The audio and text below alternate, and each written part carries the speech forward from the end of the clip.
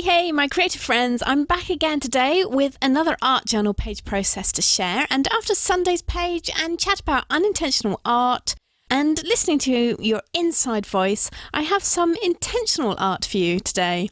But this page is still organic or intuitive, however you want to describe it, although this time there was intention behind it. And I'll explain a little bit more as we work through. So again, my starting point was some leftover paint, and this page is more than just connected to the unintentional junk journal page I shared on Sunday by when I did it, as this one was finished just after that one, but also by the fact that this is the leftover paint from that Sunday project. So if you imagine me, I'm working away in my studio, I've started the unintentional art page and put down a layer of hot colours, then a layer of pinks and purples. Now I've placed that project to one side and let it dry as I finish off the paint on this page. And you might remember these colours if you'd already seen that video. If you haven't, then don't worry, I've got a link to it at the end of this video and also in the description as well.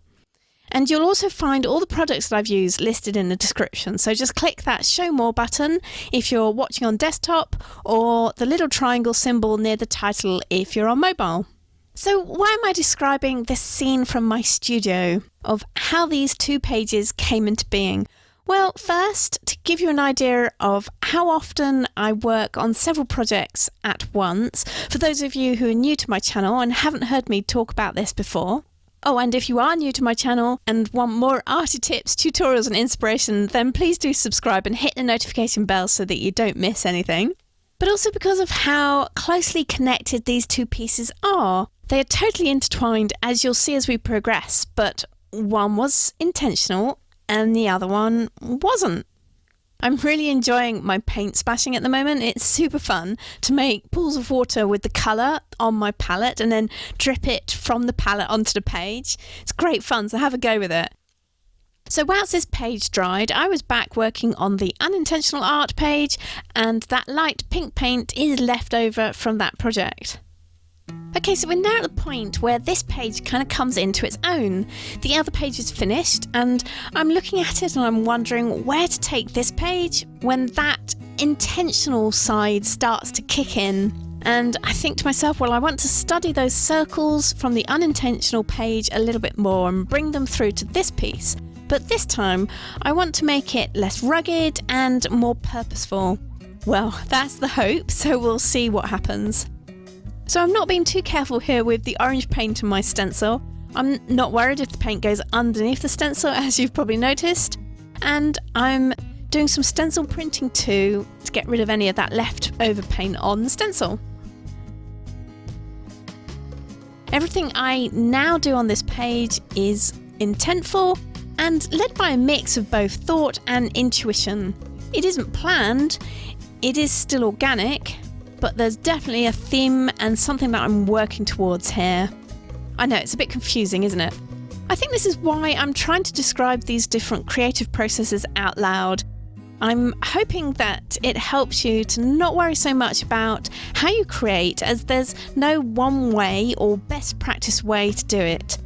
There is only the way that you do it. There's nothing wrong with creating purely intuitively or creating to a plan, or using a mix, the various mixes that you can get of those two things. There's nothing wrong with using all the tools to your personality, your thinking side and your feeling side. It is art. It is a reflection of you and how you live your life. And if you can practice more than one way of doing it, I say go for it. It all adds to your creative toolbox, and that's what we're all working towards, isn't it?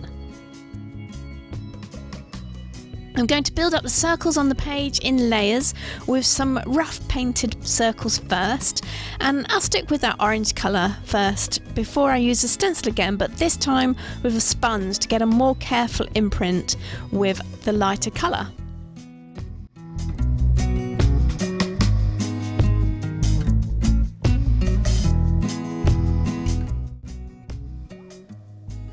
Kind of fun using the stencil in different ways on the same piece, isn't it? And seeing what looks you can get from it. And then it also saves with the cleaning up as well, which I'm pretty bad at.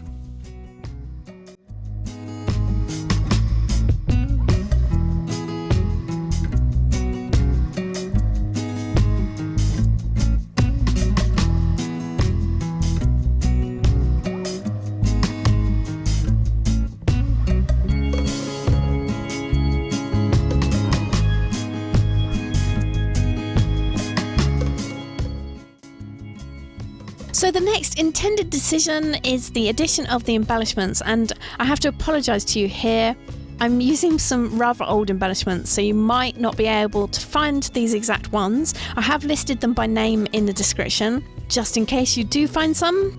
I'm sorry, I'm trying to use up my old stash, so not everything will be completely current and available, but I do try my best to be as current as possible. Anyway, you get the idea, and I'm sure you've got something in your stash that you can substitute for them, like other stickers that you might have, or even some old postage stamps that you might have hanging around. So this sticker set is all nicely blocked together, and so that I can visualise it, that I'm just trying to separate them out, but still keep them on that backing so that I can move them around and play with them and check out what placement I want before I commit.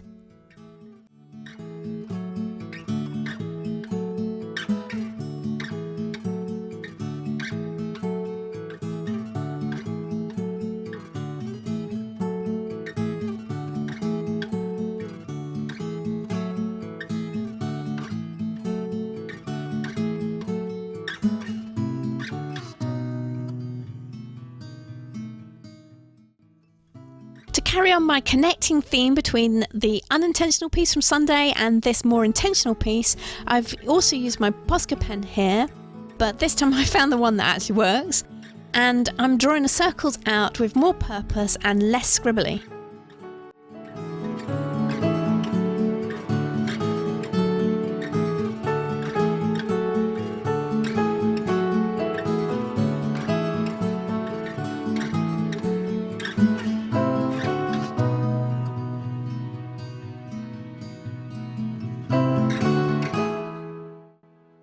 I'm still going to do some of those pen splatters on this piece, but I wanted the splatters to fall outside of the circles, so I'm just quickly making some masks to protect the circles before I add a few splatters.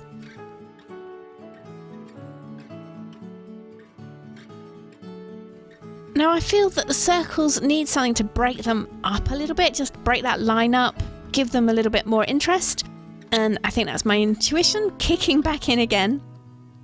Oh, now that's better. I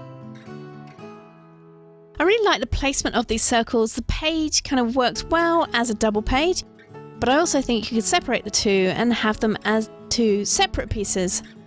Right, so I'm going to be really unoriginal here and call the page Intended, just to fit in with my whole theme.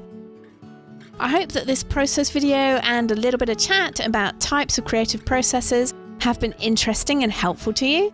Please do like the video if it has. That would be great, thank you.